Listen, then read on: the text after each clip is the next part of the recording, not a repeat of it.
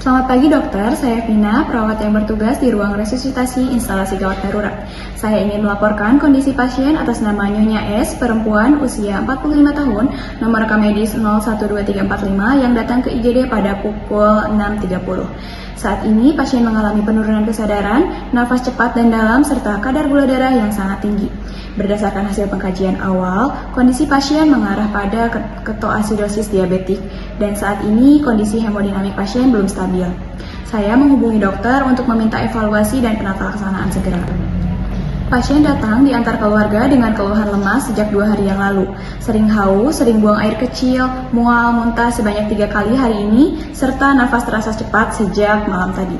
Menurut keluarga, pasien memiliki riwayat diabetes mellitus tipe 1 sejak usia 20 tahun dan rutin menggunakan insulin. Namun, pasien tidak menggunakan insulin selama 3 hari terakhir karena persediaan habis. Pasien juga mengalami demam dan batuk berdahak sejak 3 hari terakhir, sehingga diduga terdapat infeksi sebagai faktor pencetus. Nafsu makan pasien menurun sejak kemarin dan hanya mampu minum sedikit. Riwayat alergi obat maupun makanan disangkal, riwayat penyakit jantung, stroke, dan gagal ginjal tidak ada. Terapi yang sudah diberikan di IGD yaitu pemasangan 2 jalur infus ukuran 18, resusitasi cairan NaCl 0,9% sebanyak 1000 ml, oksigen melalui nasal kanul 3 liter per menit, pemeriksaan gula darah sewaktu. Pengambilan darah untuk pemeriksaan darah lengkap, elektrolit, ureum, kreatinin, keton darah, kultur darah, dan analisis gas darah. Untuk asesmennya, jalan napas paten, tidak terdapat sumbatan, sekret maupun stridor. Frekuensi napas 32 kali per menit, pola napas Kussmaul yaitu cepat dan dalam, ekspansi dada simetris, suara nafas vesikuler di kedua lapang paru, saturasi oksigen 96% dengan nasal kanul 3 liter per menit, tekanan darah 900/60, nadi 122 kali per menit, cepat dan lemah. CRT sekitar 3 detik, akral teraba dingin, dan mukosa bibir tampak kering, mata cekung, serta turgor kulit menurun yang menunjukkan tanda dehidrasi. Kesadaran pasien dengan GCS E4, V4, M6 dengan yang berjumlah 14, pasien tampak lemah dan sedikit bingung saat menjawab pertanyaan, pupil isokor 3 mm kanan dan kiri, refleks cahaya positif, suhu tubuh 38,2 derajat Celcius, tidak ditemukan luka maupun perdarahan, tidak terdapat edema, napas pasien tercium bau aseton. Tanda vital saat ini yaitu tekanan darah 90/60, nadi 122 kali per menit, frekuensi napas 32 kali per menit, dan suhu tubuh 38,2 derajat Celcius, serta saturasi oksigen dengan 96% nasal kanul 3 liter per menit. Skala nyeri 2 dari 10, pasien mengeluhkan rasa tidak nyaman pada ulu hati akibat mual. Hasil pemeriksaan penunjang sementara menunjukkan gula darah sewaktu 560, keton darah positif, pH darah 7,18, HCO3 12 mmol per liter, kalium 5, mmol per liter, natrium 132 mmol per liter, leukosit 16.800 mm. Analisis darah menunjukkan asidosis metabolik dengan kompensasi respiratorik.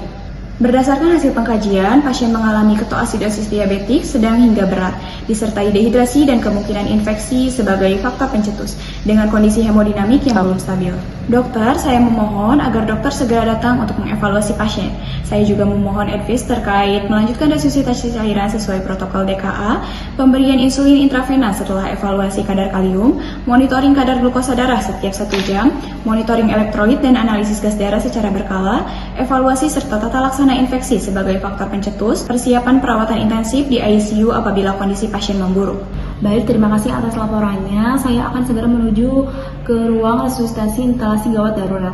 Sementara itu, lanjutkan pemberian NaCl 0,9% sesuai protokol DKA. Pastikan hasil kadar kalium sebelum memulai insulin. Bila kadar kaliumnya lebih dari 3,3 mmol per liter, mulai infus insulin reguler sesuai protokol rumah sakit. Monitor gula darah juga setiap 1 jam, lalu memonitor elektrolit, tanda vital, GCS, dan uresis secara berkala. Lalu pasang kateter urin untuk memantau produksi urin. Lalu ambil kultur darah sebelum pemberian antibiotik. Kemudian siapkan antibiotik sesuai instruksi. Hubungi saya kembali apabila tekanan darah menurun dan kesadaran memburuk atau terjadi kondisi gawat lainnya. Siapkan kemungkinan pemindahan pasien ke ruangan ICU. Baik dokter, saya ulangi instruksi dokter.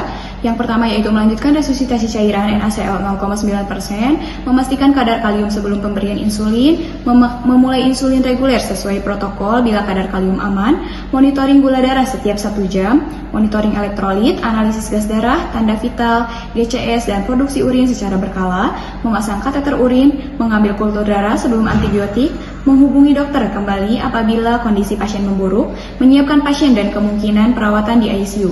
Apakah sudah benar, dokter? Baik, dokter, terima kasih atas instruksinya, akan segera saya laksanakan.